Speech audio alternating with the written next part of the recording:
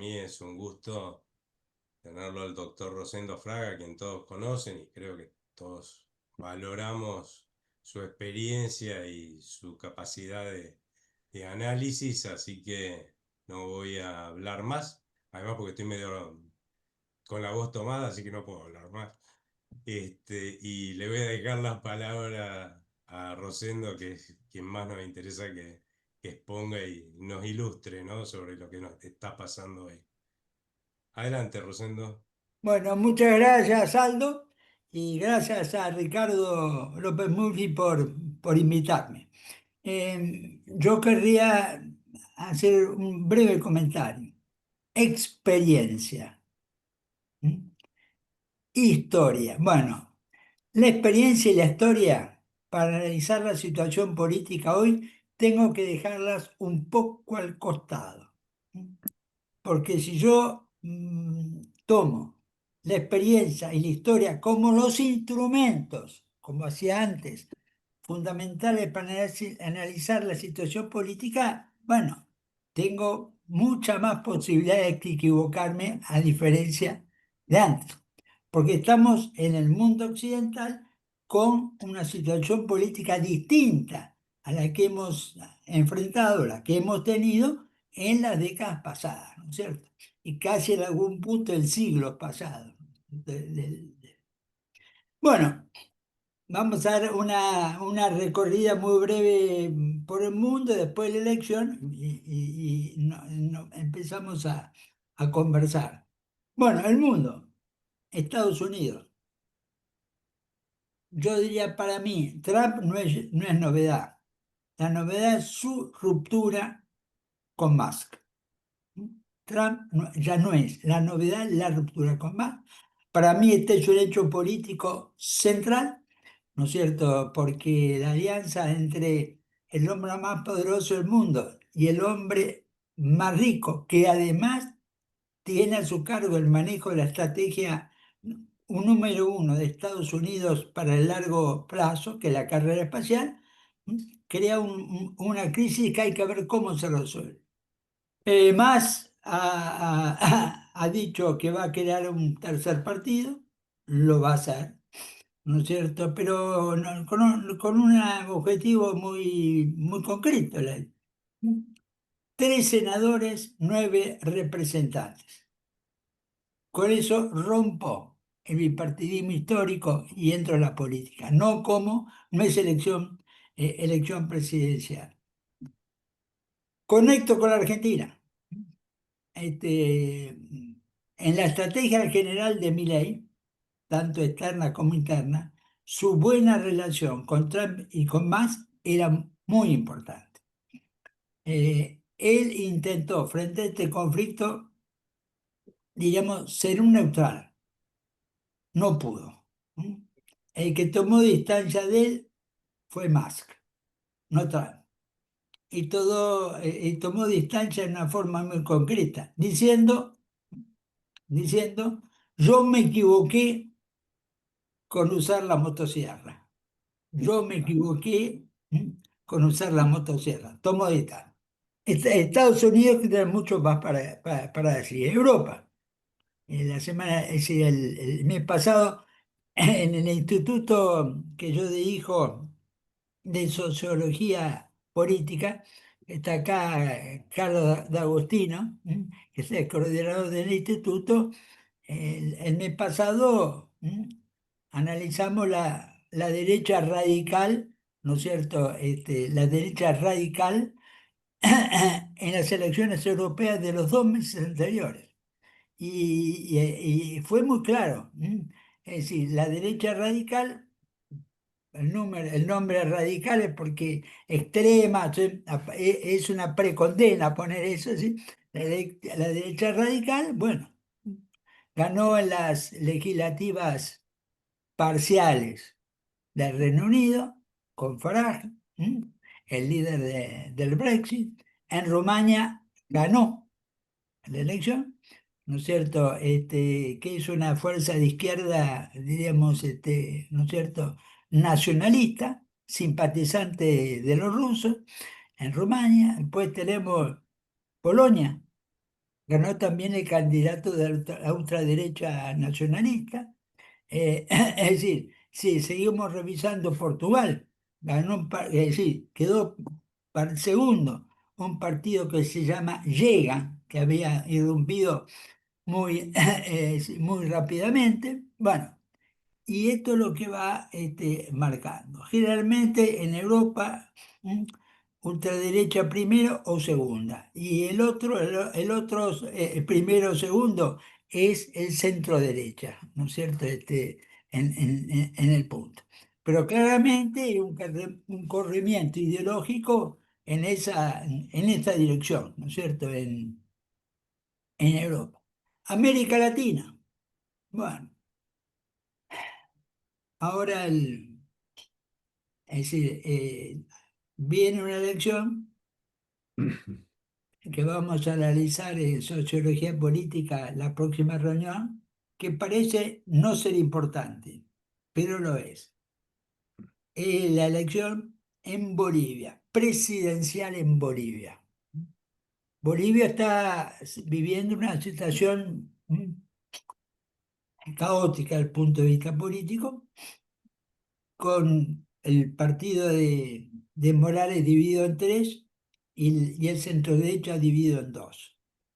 Para mí es más probable que en la segunda vuelta gane el centro derecha en Bolivia. Noviembre, elección presidencial en Chile. Bueno, pese al entusiasmo que ha despertado, diríamos, en la izquierda, el triunfo de una candidata del Partido Comunista para la elección en noviembre, yo creo que esto va a resultar a la inversa. Creo que la candidata del Partido Comunista va a terminar alejando, ¿no es cierto?, voto moderado, ¿no es cierto?, de la socialdemocracia, socialismo, etc.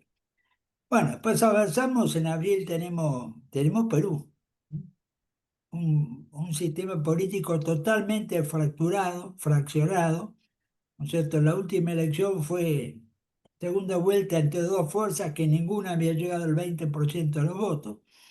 Bueno, yo creo que ese fraccionamiento está más para la derecha que para la izquierda, pero veremos por el alto fraccionamiento, ¿no es cierto?, de la elección.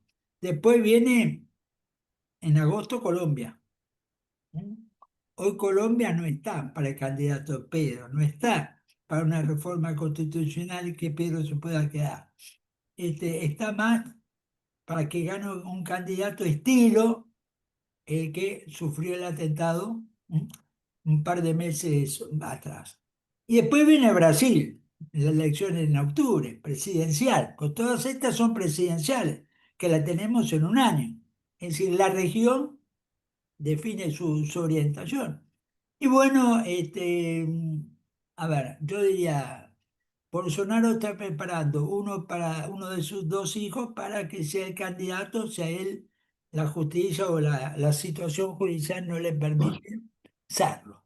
En las últimas legislativas, ¿no es cierto?, la izquierda ganó al PT 3 de 12, ¿no es cierto? Bueno, este es un poco el panorama. Yo tomo Estados Unidos, el giro ideológico es claro. La ruptura entre los dos protagonistas más importantes de ese giro ideológico genera una duda hacia adelante, cómo va a funcionar en la gobernabilidad. Europa, la misma tendencia. La socialdemocracia tiende a salir tercera en el caso de la democracia cristiana, por ejemplo, en Alemania. ¿No es cierto? La socialdemocracia tercera, la democracia cristiana, ¿no es cierto?, primera, y la derecha, extremo derecha radical, segunda. ¿No? Es decir, y en Latinoamérica hay, después de una serie un periodo de gobiernos progresistas, ¿no es cierto? Lo que pasó en la Argentina con Milei, en más o en menos, tiende a repetirse en la mayoría de las elecciones que vienen, ¿no es cierto? Bueno, en este panorama, bajo a Milei, creo que Milei probablemente pierda novedad política en la región. Pierda novedad política en la región. No va a ser el único gobierno que va a tratar de tener buenas relaciones, ¿no es cierto?, con Estados Unidos. Ahora, 26 de noviembre, perdón, de octubre, bajamos a la Argentina. Acá no hay elección presidencial. Se trata de una legislativa. Eh, los números. Vamos a suponer, ¿no es cierto? Tenemos la renovación del tercio del Senado que fue electo hace 6 años. 6 años. El tercio son provincias. El Senado se elige 8 provincias cada 2 años, que siempre son las mismas cada 2 años. Bueno, y ahora tenemos Neuquén, Río Negro, Tierra del Fuego, tenemos Misiones, tenemos Chaco, tenemos Entre Ríos, tenemos Salta y tenemos Jujuy. Bueno, estas 8 provincias. Es un tercio del Senado. Hoy, ¿no es cierto?, en gran medida la puja gobernadores, ejecutivo, se ha desatado por este tema, ¿no es cierto? El gobierno nacional ha definido una estrategia hace 15 días que dice, vamos contra todos los que están. ¿Mm? No vamos a hacer alianza con ninguna. Vamos contra todos los que están en este momento. Y esto ha tenido una serie de repercusiones. El gobierno estima que de estos 8 distritos puede ganar 2 senadores, porque son 3 senadores. El que saca un voto más se queda con 2, el segundo saca uno. Bueno, ¿cuál es el gobierno juega a ganar en 6 o 7 los 2 senadores? ¿No es cierto? Ahora, si logra esto, ¿cuántos tiene ahora? Tiene 6 del partido propio. Bueno, podrá sumar 20 o 21 a 6. Digamos. ¿Por qué no renueva? Sí, o renueva. Entonces, yo creo que el oficialismo, con una buena elección, un triunfo nacional importante, se queda con un tercio del Senado. ¿Qué pasa en diputados? Bueno, tiene cerca de 40 el oficialismo nacional, no renueva ninguno, todo lo que suma es más, y yo diría que ahí está estimación, entre 80 y 90. La mayoría es 127, queda lejos. Pero acá el punto está, que hoy, con realismo el gobierno, dadas las vicisitudes por las que está pasando, su objetivo electoral es tener el tercio de una Cámara.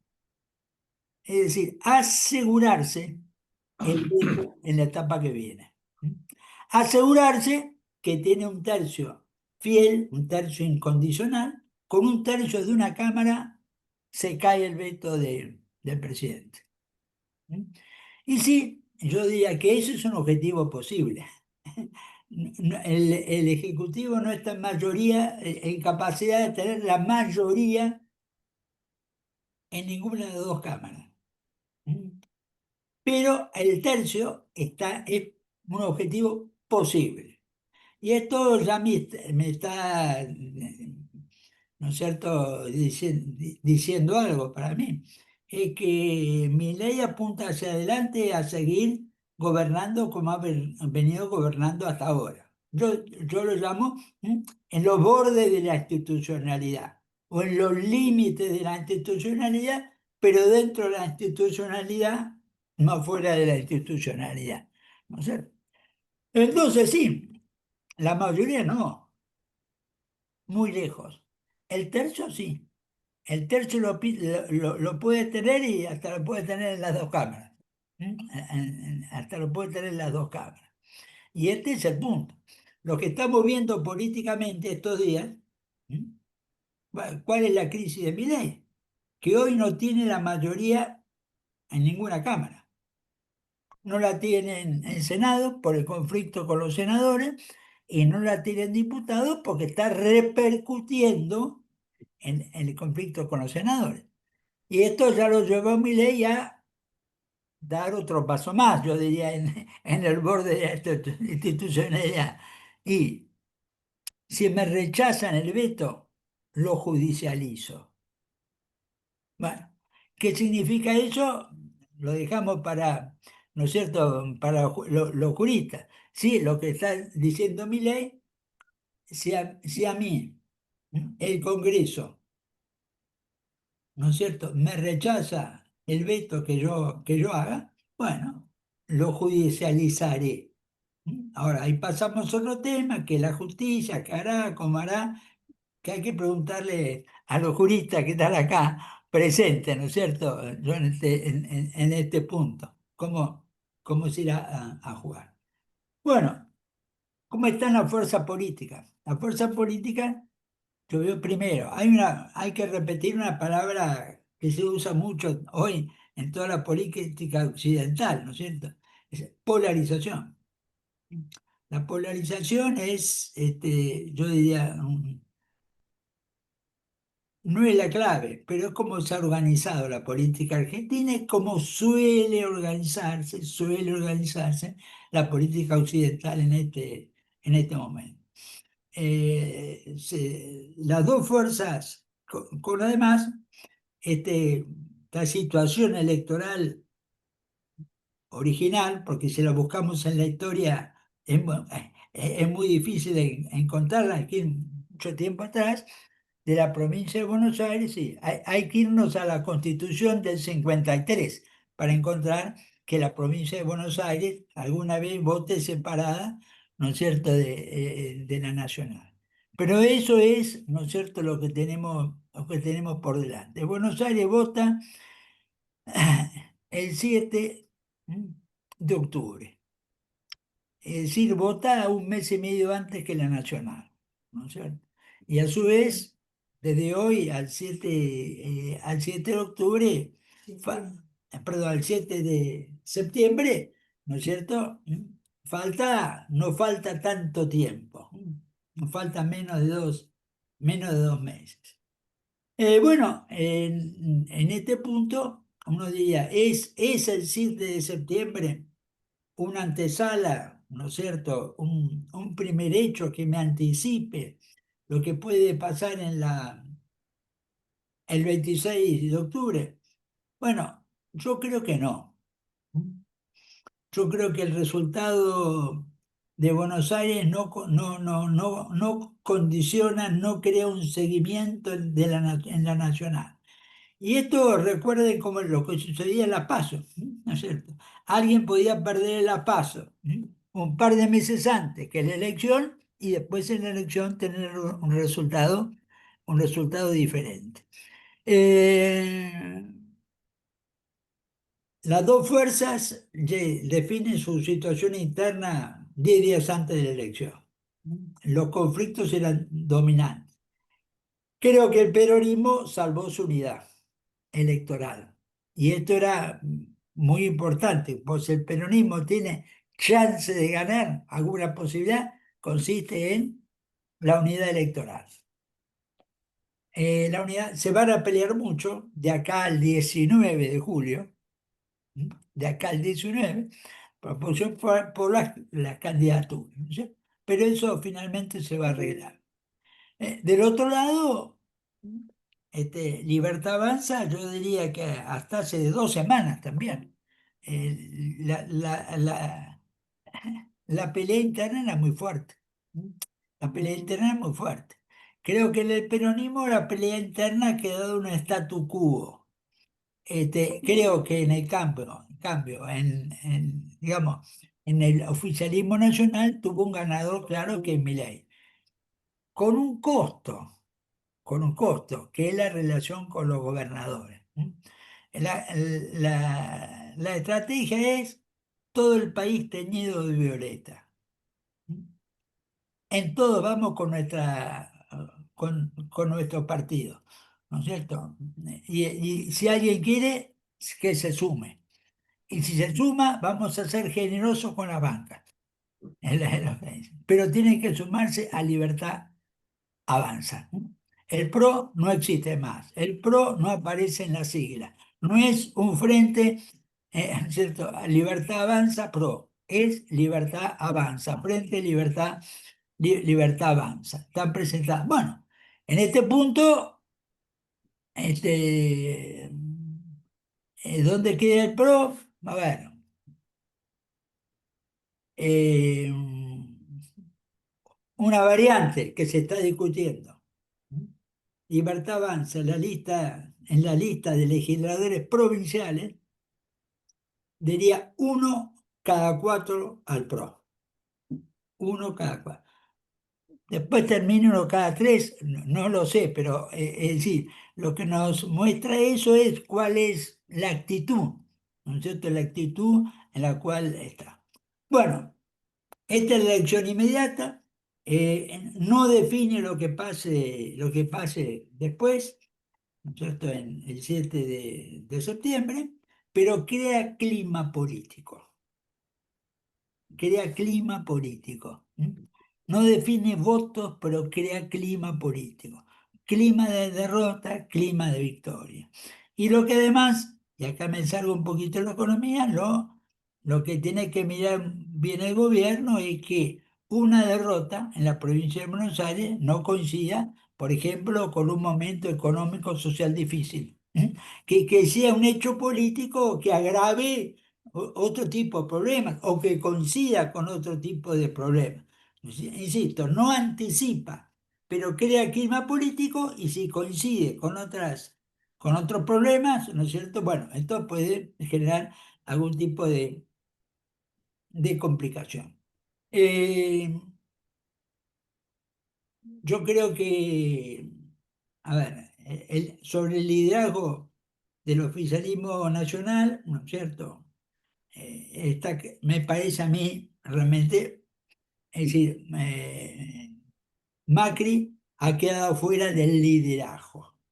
Milei lo ha sacado y ha desarrollado una estrategia políticamente, yo diría, inteligente para sacarlo.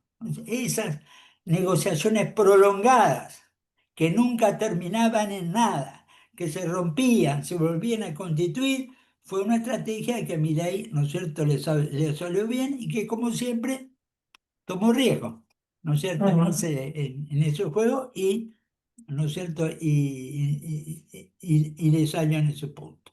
Bueno, la avenida del medio que decía Massa.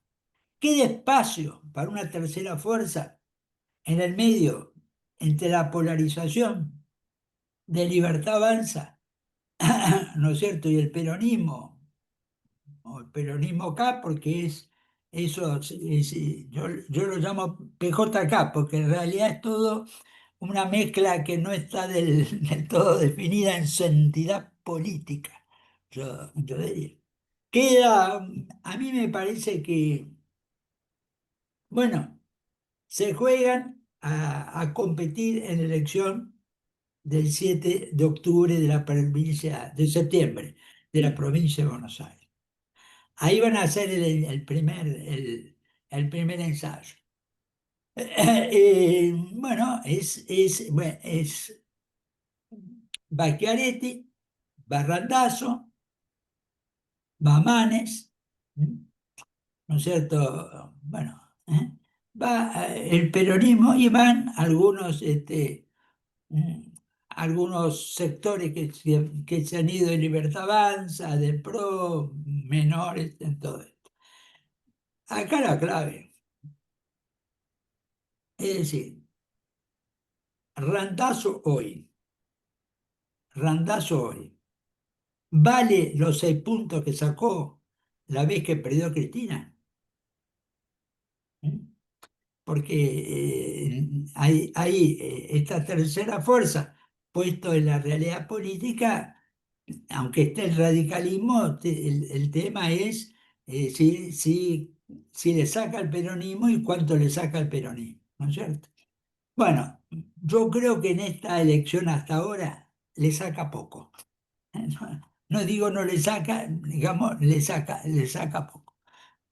Los libertarios blue, como se llaman ahora, ¿no es cierto? Los disidentes de Libertad Avanza también yo creo que sacan poco. Creo que ¿no es cierto? La polarización va a ser predominante. Ahora, los gobernadores.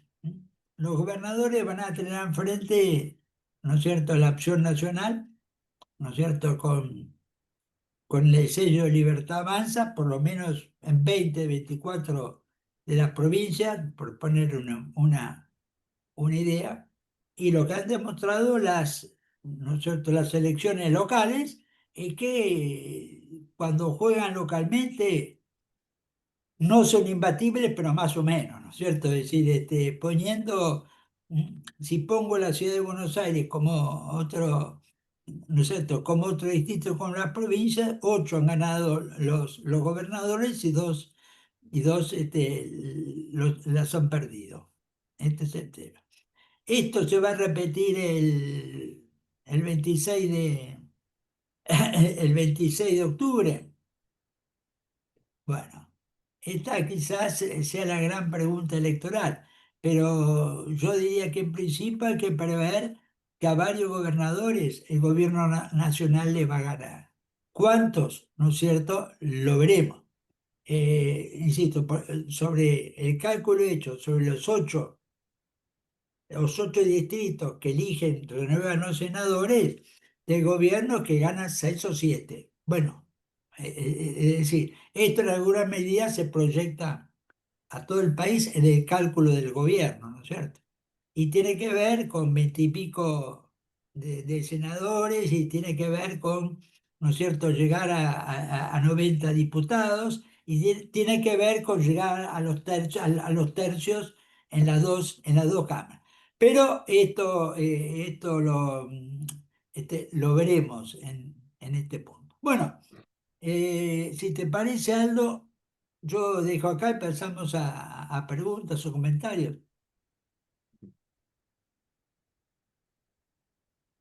¿Alguien tiene alguna pregunta? Puede eh, cliquear la manito o Manuel. ¿Cómo crees, Agni, Rosendo, que tiene efecto el veto, si es que se produce el veto, las leyes que se van a sancionar o se han sancionado en términos políticos? ¿Favorece la popularidad o no de mi ley? Mira, yo creo que hay una baja atención e influencia de la población o del grueso de la población en los temas institucionales. Milei en un año y medio nunca habló de constitución. ¿Ha pagado un costo por eso? Creo que ni nosotros nos damos cuenta, o digamos, no digo ustedes, sino gente, ¿no es cierto? Él no te habla de constitución, nunca te habla de constitución. Tampoco frente a él se lo marcan, tampoco frente a él se lo marcan. Yo creo que, ¿no es cierto?, el veto tiene poco costo político desde el punto de vista institucional. Lo que sí tiene impacto son los jubilados. Los jubilados tienen un impacto creciente. ¿Mm? Yo en alguna medida te diría Ujú. que en los 90 estábamos con los sindicatos, ¿no es cierto? En la primera década del siglo y un poco más estábamos con los piqueteros y ahora el eje del conflicto social ha pasado a los jubilados. Entonces yo te diría, en la visión institucional es poca la gente que entiende eso. Ahora, el tema de los jubilados. Por eso, la oposición, en este momento incluimos a los gobernadores en la oposición, porque ahí están hoy, que mañana pueden cambiar, ¿no es cierto? Han tomado ese tema como tema central. hoy, vos fijate, hoy moviliza más el tema jubilados en la sociedad que los sindicatos o los movimientos sociales. Ahora, esto es un tema, yo diría, como en ebullición, que se está articulando, pero todos los que están en ese tema de la protesta social, sindicatos y movimientos sociales, se han dado cuenta que el tema de oposición social al gobierno, de malestar, más importante es ese, ¿no es cierto? Y yo creo que por eso la batalla central hoy está puesta en ese tema, en el conflicto entre Milei y el Congreso. ¿Alguien más tiene una pregunta? Carlos Baiman. Ah, dale, Carlos. Muy bien. Gracias, Rosendo. Excelente tour de force. Tengo una pregunta que no sé si es para vos o para alguien del público. Quiero entender lo de la judicialización. ¿Existe alguna ley que requiera que si el Congreso vota un gasto, especifique los recursos con los que se sufraga ese gasto, A sea ver, estableciendo un nuevo impuesto o estableciendo recortes en otros gastos? ¿O hay jurisprudencia sobre el tema? a ver, mira, yo no, vos lo dijiste al principio. Sí, Esto es un tema jurídico, yo soy un abogado que nunca trabajé de abogado, ¿no es cierto? A mí me parece que acá no hay antecedentes, a ver. eso es lo que me parece. Ahora, la discusión jurídica vendrá.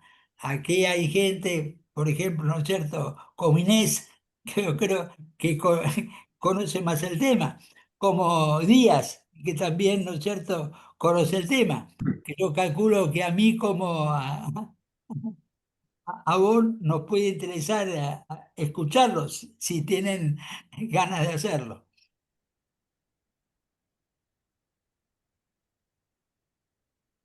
Bueno, ¿alguien quiere responder? Sí, yo puedo decir algo. Digamos, me recuerda mucho a aquellos casos en que legisladores no lograban una mayoría para un proyecto y después recurrían a la justicia para que por vía de amparo se lograran aquello que no pudieron lograr en la legislatura o en el Congreso. Y esto sería como inverso. Dudo mucho que algún tribunal intervenga porque sería un conflicto de poderes. O sea, si el Congreso logra las mayorías necesarias para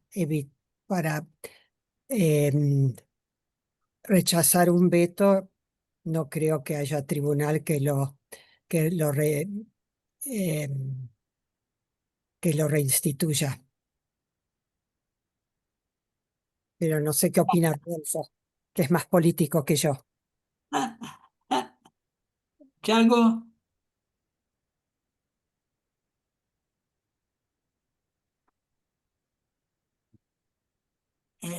Ahí estamos... está. Ok. Ahí sí. Ahí me escuchan, ¿no? Sí, Eh, la pregunta que hacían recién es si hay alguna norma que diga que los diputados, cuando disponen un gasto, en este caso los que prevén las leyes a las que nos estamos refiriendo, tienen que además prever los recursos con que atenderlos. La respuesta general es no, eso no existe.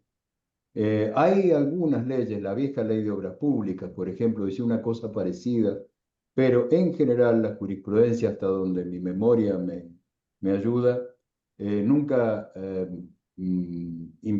impuso esa relación.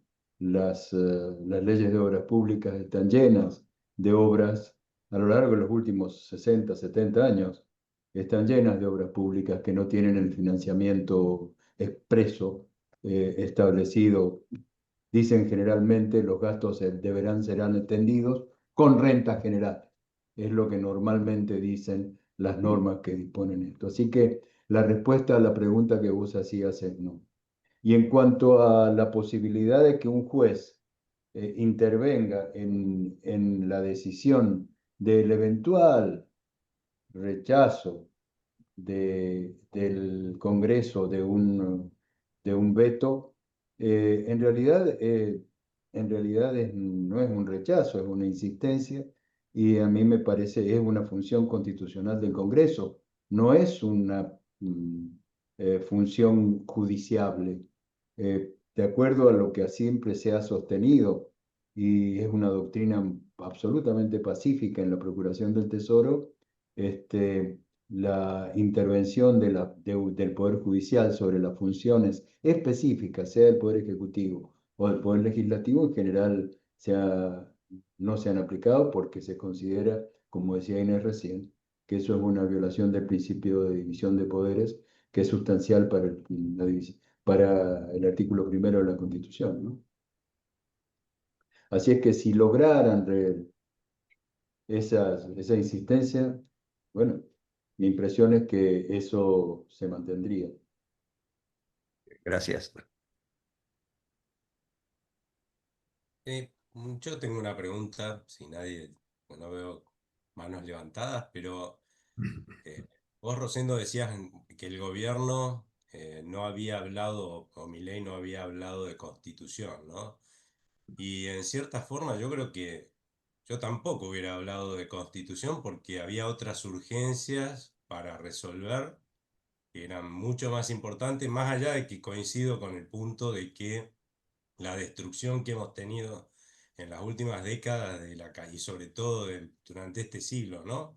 De lo que es la calidad institucional en la Argentina ha sido verdaderamente grosera, ¿no? Yo creo que en parte tampoco puede hablar mucho de constitución porque si a mí me preguntan, no siendo constitucionalistas, si ciertas cosas que se han venido haciendo como si fueran constitucionales en la Argentina, ¿no? Son constitucionales, las pondría en duda. Y claramente lo que está haciendo Milei es jugar con las mismas reglas de juego que venía jugando el resto de la política y el resto de las gestiones hasta ahora.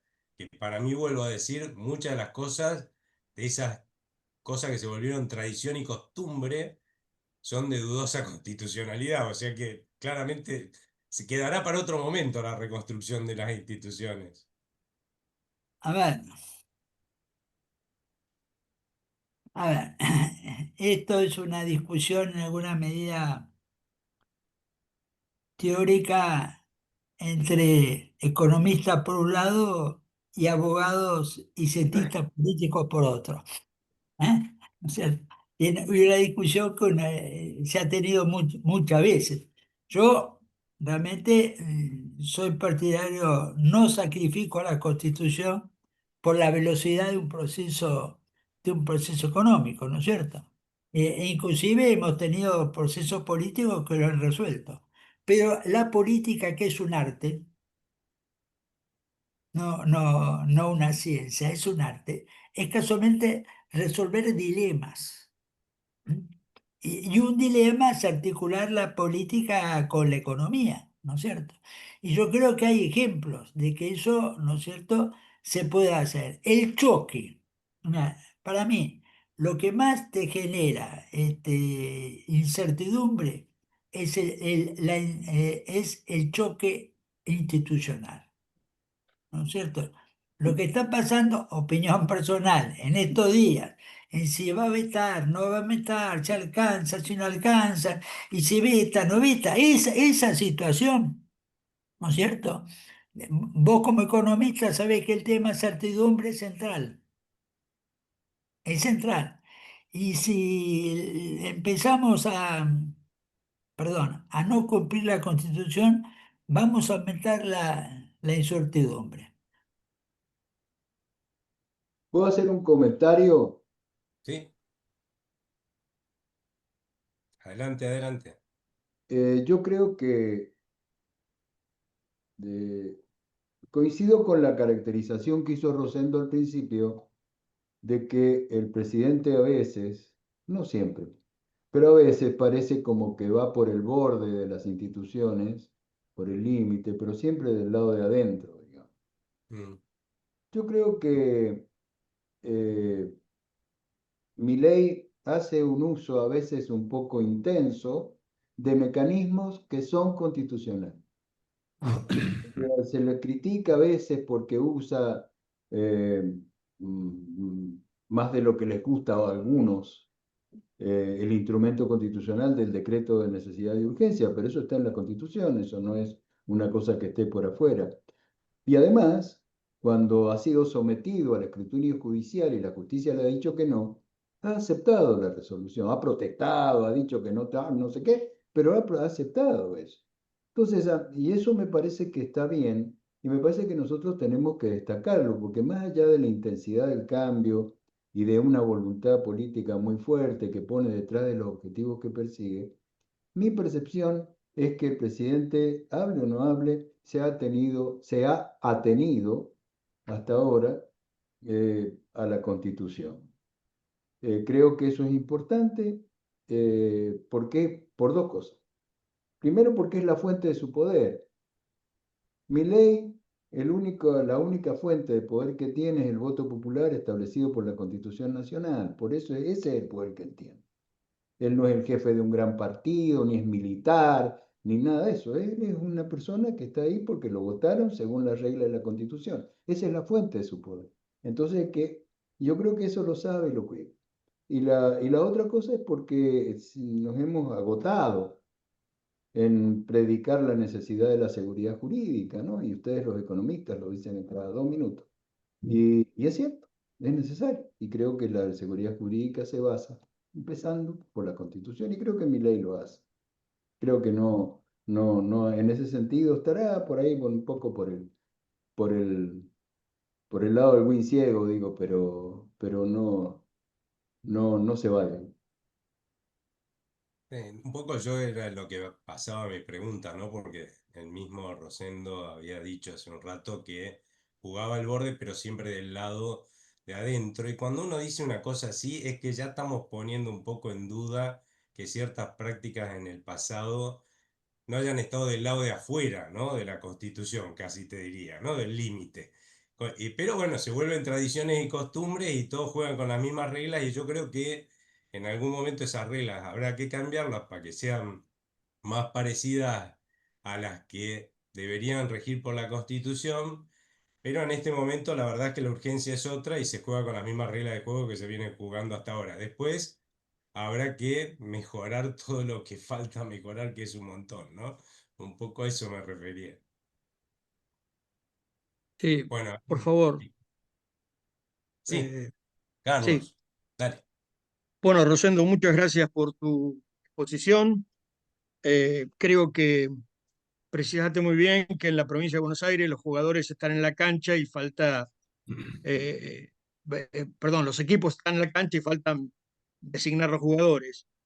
Y que vamos a una polarización en ese escenario donde realmente yo creo que la tercera vía es una vía muerta. Ese es un breve comentario. Lo segundo, lo que más me importa es que con la aprobación de estas 4 leyes en el Senado, la política tradicional le ha dado un mensaje a Milei. Bueno, a eso se suma la actitud de los gobernadores. Esto pareciera ser que comienza una rebelión en la granja. ¿Vos considerás que esto va a continuar? Porque a lo mejor con los guarismos de octubre esto podría cambiar un poco. ¿Cómo lo ves? No quiero que, digamos, hacer futurología, pero veo que hay un puntapié inicial con este mensaje que le dio a la política tradicional, y me refiero puntualmente al Senado, al presidente Milei, ¿no? Mirá, yo creo que para las elecciones falta mucho tiempo. ¿Mm? Faltan 4 meses. Yo no creo que sea sostenible la incertidumbre que se ha creado durante 4 meses. Es decir, 4 meses con todas, 4 meses con leyes sancionadas, porque además, y esto algunos de los juristas presentes me podrán corregir, hay un plazo para el veto. El presidente no puede decir, espero el resultado electoral para vetar. ¿Mm? ¿Entendés? Esto, yo creo que esto va a tener que resolverse antes. Ahora, ¿cuál es la realidad? ¿Milei no negocia nunca? No, eso yo no haría esa afirmación. En la política no funciona esa afirmación, ¿no es cierto? A mí, de que acá no funciona. Creo que Milei en este momento está cometiendo un error. ¿M? Es dejar que su gente no frenar el clima que se está creando en su gente. ¿M? Un militante de redes sociales, que fue el que anticipó la salida de Pose, del jefe de gabinete, ¿m? Dijo que hay que dinamitar el Congreso. Otro dijo que hay que sacar los tanques a la calle. Mira, ¿qué están? Dice, no, déjalo, porque es un militante, ¿no es cierto?, de las redes sociales. Sí, pero todo eso, acá hay que cerrar esto, porque a la medida que esto siga abierto, vamos a encontrar clima para el pensamiento y la expresión extremista. Y esto es lo que me parece que es urgente cerrar. Me hubiera gustado que el presidente desautorizara él ese tipo de expresiones, ¿no es cierto? Pero no ha sido así. Entonces, yo diría 4 meses es mucho tiempo, primero por los plazos del uso del instrumento y segundo por el clima político que se está creando. El lenguaje en política es muy importante. Y el lenguaje, ¿no es cierto? Y el lenguaje se está endureciendo. Y eso en la política de hoy, en el mundo occidental, hay que pararlo lo antes posible.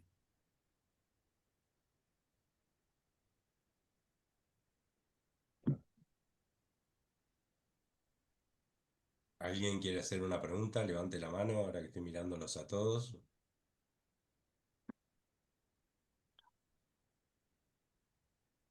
Leiras, ¿no querés opinar?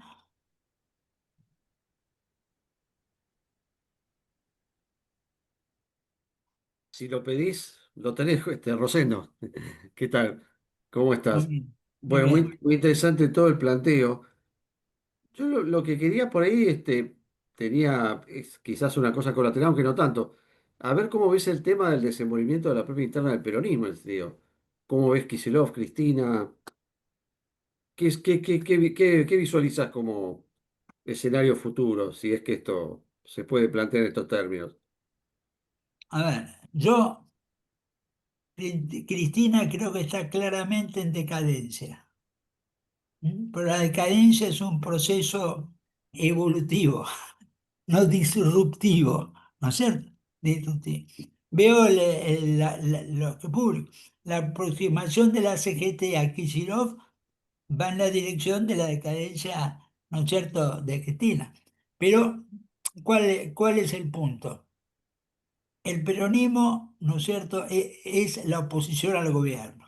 En estos 2 años, o digo por la elección, ¿no es cierto?, no ha habido otra fuerza con capacidad y voluntad política de enfrentar o criticar al mileísmo, ¿no es cierto? Entonces me parece que eso es el punto.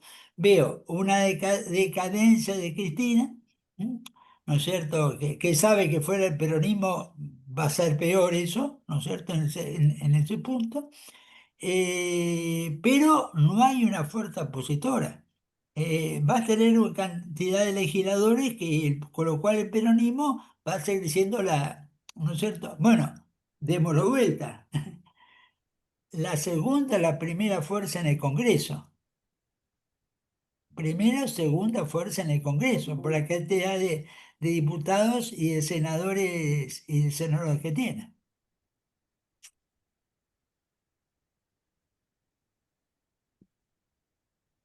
Eso me surgió otra pregunta, aprovecho de lo que dijo Santiago, porque uno estaría hoy pensando si se mantiene el kirchnerismo o vuelve el peronismo tradicional. Y acá medio como que estamos hablando si es Cristina o Kicillof, ¿no? Una cosa rara.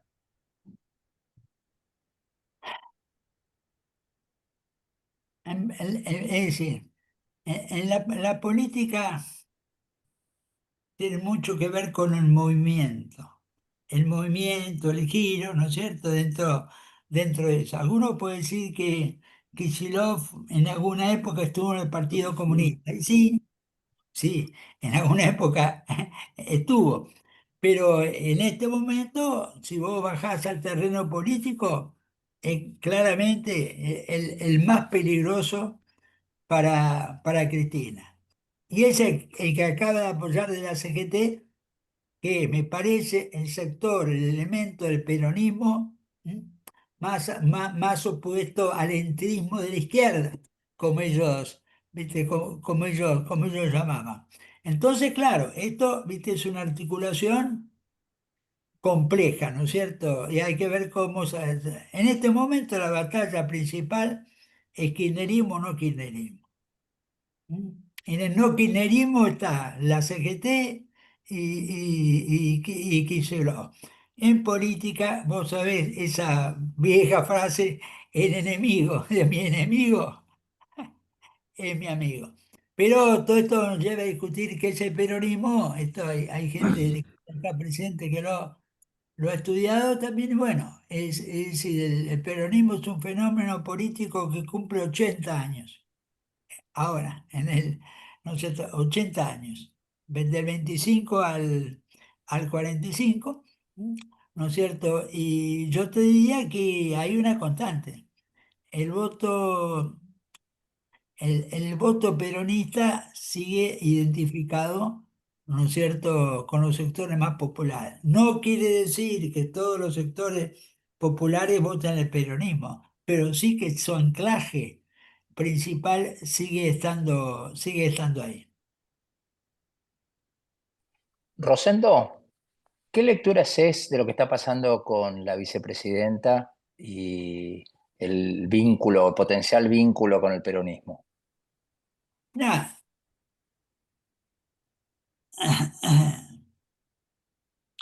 el peronismo existe.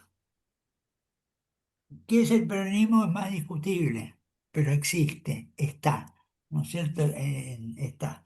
Convocan una reunión de intendentes y la mayoría de los intendentes del conurbano van y después se dividen y ahí, ¿no es cierto? Y ahí se pelean. Yo te diría que si yo hoy hago una fotografía que mañana puede cambiar de intendente del conurbano, te diría que están 65 con Kicillof, 35 con Cristina, por darte una idea. Legisladores provinciales, 40 Cristina, 60 los otros. Es decir, Cristina es una fuerza relevante. No total, no la mayoría, pero es una fuerza relevante. Cristina, con su modalidad política, si tuviera la mayoría, yo hubiese aplastado a todos los demás. Es decir, la forma como se está manejando muestra que ella es consciente que no tiene la mayoría. Por eso no fuerza. Es decir, ella en este momento, yo te diría, lo que está. Su problema es su hijo, Máximo. ¿Mm? ¿Dónde ve el Máximo en esta elección? O si va a ir en esta elección. Hoy, poco, viste, mañana por ser distinto, ya está diciendo, bueno, o Máximo encabeza la lista en la tercera sección electoral, la lista de legisladores, o entonces que no vayan en la lista. Lo reservamos para diputados nacionales, ¿cierto? Es decir, están en esa cuestión. Entonces, yo te diría, es una minoría fuerte. Está bajando, pero tiene fuerza y capacidad de una crisis tiene. Lo que pasa que no puede ir a una crisis que la termine debilitando a ella. Sí, perdón, buenísima la aclaración. Cuando decía la vicepresidenta me refería a lo que estaba sucediendo ahora con Villarruel y el presidente. Mil disculpas, que no aclaré. Perdóname, yo No, me equivoqué. A ver, Pero es muy buena pregunta, la tuya. Te diría que más importante que lo que yo te contesté en este momento. Bien, lo de Villarroel son esas situaciones que pasan, por lo cual yo te digo, mira, la experiencia y la historia, mejor que la deje un poco al costado, porque no tengo antecedentes y me puedo equivocar. Si yo digo, bueno, yo digo, esto es el voto de Cobos en la... No, no, esto es el enfrentamiento Chacho Álvarez de la Rúa. No, esto es diferente, ¿no es cierto? Diferente. Eh, Mirá, eh, la política es una mezcla de razón y de pasión. ¿Mm? Pasión y razón. ¿Mm? La razón dice, no les conviene pelearse. La pasión te contesta, pero nos queremos pelear. Yo te diría que las personalidades en política son fundamentales. Y la personalidad de ambos lo lleva a profundizar el enfrentamiento en este momento. A ver, los dos están jugando a aniquilarse. Los dos están jugando a aniquilarse. ¿Mm? Con jugadas que podrían parecer sorprendentes. ¿Mm? Puede, por ejemplo, puede Milei acordar con el peronismo, ¿Mm? darles la vicepresidencia provisional del Senado si le hacen el juicio político a Villarroel. ¿Opinión? Sí, puede. Y es una variante que está dando vuelta. Es decir, están en un momento donde, ¿viste? El conflicto ya te lleva a una lucha de poder, ¿no es cierto? Donde el peronismo lo está sacando, vos fíjate, lo de Mayans, el senador peronista de Formosa, que es uno de los que más conoce el manejo interno del Senado y es senador de Infran, que es uno de los que más conoce los mecanismos de la política. Él juega con los dos, claramente juega con los dos. Ahora, el punto es que yo hoy lo veo que están tendiendo cada uno a buscar alianzas extra, su fuerza para tratar de definir la situación, ¿no es cierto? Definir la situación. El lenguaje que creo que en política es, bueno, en toda la vida, muy importante, el lenguaje con el que están hablando es absolutamente extremo, es absolutamente extremo, ¿no es cierto? Si vos comparás con la pelea, acá me voy para atrás, Cobos, Cristina, esto ha escalado totalmente, ¿no es cierto? Yo te diría que es un factor de inestabilidad más, ¿m?